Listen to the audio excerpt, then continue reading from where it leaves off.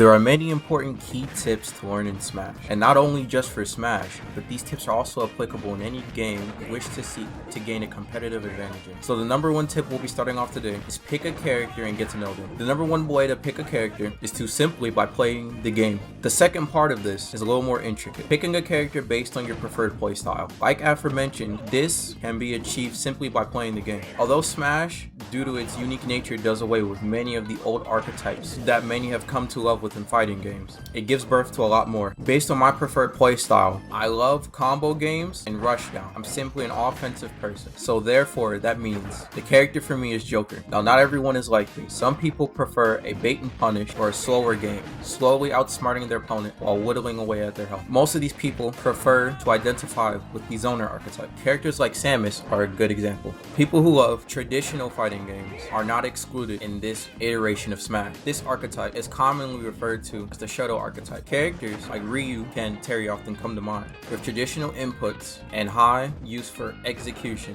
often leaves no error for the player. Although this may sound very difficult, it is very useful and people often flock to this popular archetype.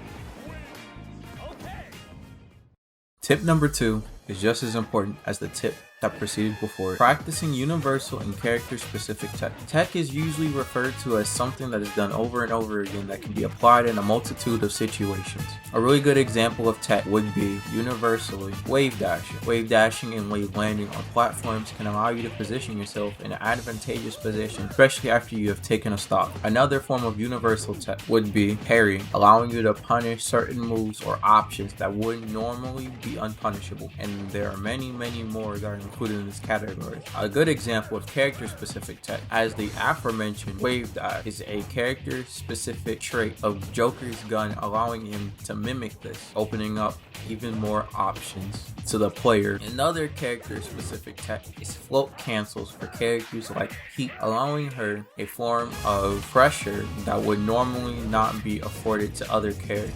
And there are many more aforementioned character-specific techs that will not be covered in today's video, but you can easily research on many different other platforms.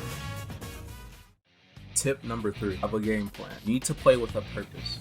Have an idea or goal in mind of what you want to achieve in a match based on 3 different things: character you're playing, their play style, and character you're playing against.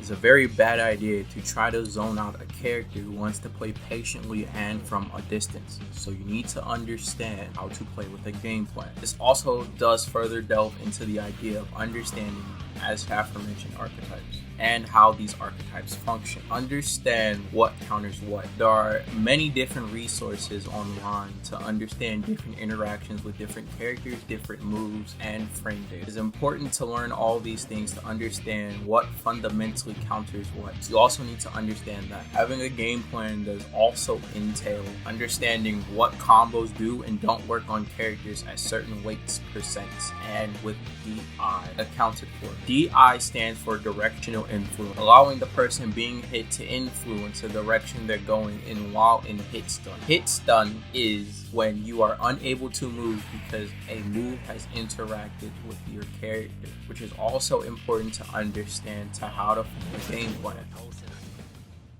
Tip number 4, practice against other people to learn matchups. It's very important to practice against other people as they allow you to give a new insight on the game, as the way they experience the game and the core fundamentals of what they're looking for in specific matchups can help give you an insight into a new world previously unattainable to you. It's a great way, aforementioned, to get a feel for your play style and how to be able to be adaptable to many different situations that may present themselves to you. Although, to be honest, the built-in online for Smash Ultimate is borderline mediocre at times, and an Ethernet connection will only take you so far, especially in the online dominant meta that is prevalent in Elite Smash. Although that is not really a downside, since there will always be an online meta as long as therefore is online. A great alternative that I personally use is Anther's Ladder, created by one of the greatest Smash players of their time, Anther, whose Pikachu was near unmatched. Another great tool to use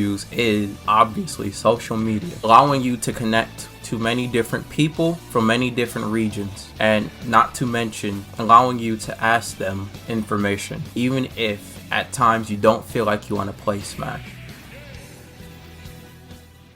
Tip number 5. Although it may sound corny, and even if you saw it coming, the most important tip of all, even on this list, is to have fun. Enjoy the game. Make learning a memorable experience for you, because I know it has been for me. Having fun will definitely motivate you and give you the passion you need to learn this extensive game. And although it can seem challenging at times and downright daunting, I know each and every one of you making it this far has definitely proven yourself with the passion and the drive to commit to playing Smash. Having fun should never feel like a chore. It should never feel like you're forced to practice. It's important to remember to take self-care and even breaks from the games. So when you come back, you have that same drive and passion that motivated you to come this far. And besides, who doesn't want to get good at a game they find fun, right? Alright, well, thanks for coming this far. If you enjoyed what you've seen so far, like and subscribe. And remember, see you later, Space Cowboys.